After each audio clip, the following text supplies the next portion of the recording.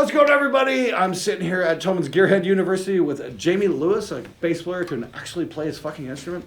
What are the odds? There's a few of us out there. There's a couple. Yeah. I've been getting pretty lucky, though, in terms of getting bass players in the studio as of late. It must be an LA thing.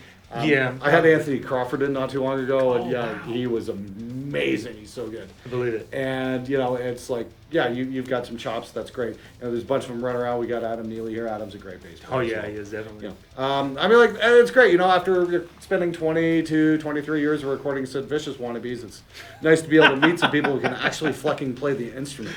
I think I'm honored. Yeah, thanks, man. So what we got here is the brand new Strandberg bass. This is really sick.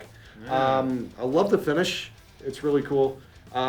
It's got the wedge neck on the back, so it's got that weird thing to keep your thumb and wrist properly aligned. And I talked with Ola about this last year, or about 2 years ago at Music Fest. He was talking about that. And the whole idea is, so you have something to grip here, because. And that's why it's thicker back here, so you can actually have something. Right. As your neck, as your hand is extended here, and you're putting pressure here, a thin neck is going to be much harder to grab onto. Right. So it tapers as it goes. Exactly, and it's designed to keep your thumb in the proper position as you move up and down the neck, which is great. And then the fan frets just make it easier to play. Except doing chords up here can be a bit of a. See you next Tuesday. Yeah, I spent like maybe 20 minutes on it. I hadn't played a fan fret instrument before, so I spent just a couple of minutes, playing some scales and some things with it just to make sure I'm comfortable on it. Yeah, it's a really nicely balanced instrument. It's not super heavy either. It's light, but wow, the tone we're getting off this thing is just bananas. Yeah, it's super cool. We've got the Dark Glass Alpha Omega pedal here. We're just dialed in a tone for one of your videos, and I was just going to say, let her rip there for a second, man. Yeah.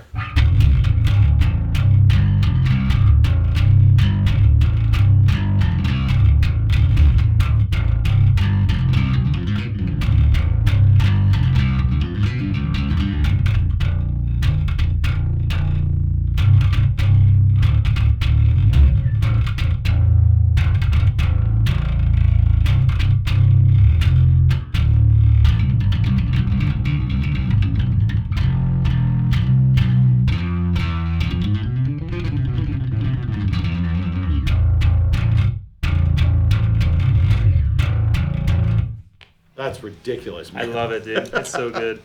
Yeah, it's what's the amp we're using here? It's I can't even pronounce that. Glockenklang. I've never even heard of that amp brand before, but wow, does it ever deliver the goods? I've never played one before, but yeah, it sounds good. But check this out. So play me a riff here, and I'm going to punch the Dark Glass in and out and just show how insane of a difference it's making this tone.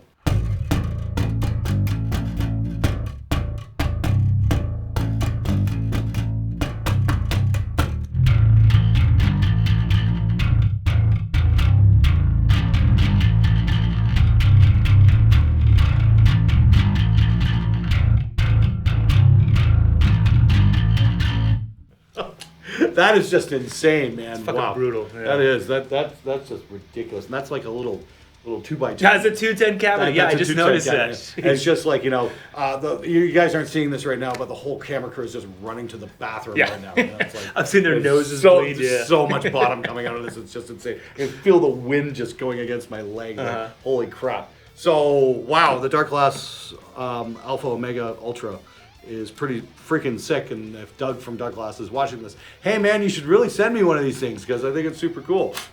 No. But send one to Jayme as well. I'd appreciate that too. Yeah. But that's pretty sick about this. So what do we got here? We got So we got master volume over here, right? This is your pickup blend, and then we got a stacked treble and bass. Oh, cool. Mids right here. Oh, cool. Pretty aggressive. That boosted a lot. And then I think this is he called a passive tone. Oh, maybe it switches from active to passive EQ. That's here. Oh, wow. Yeah. Holy crap. And then the mid is also sweepable. So this is maybe higher mid.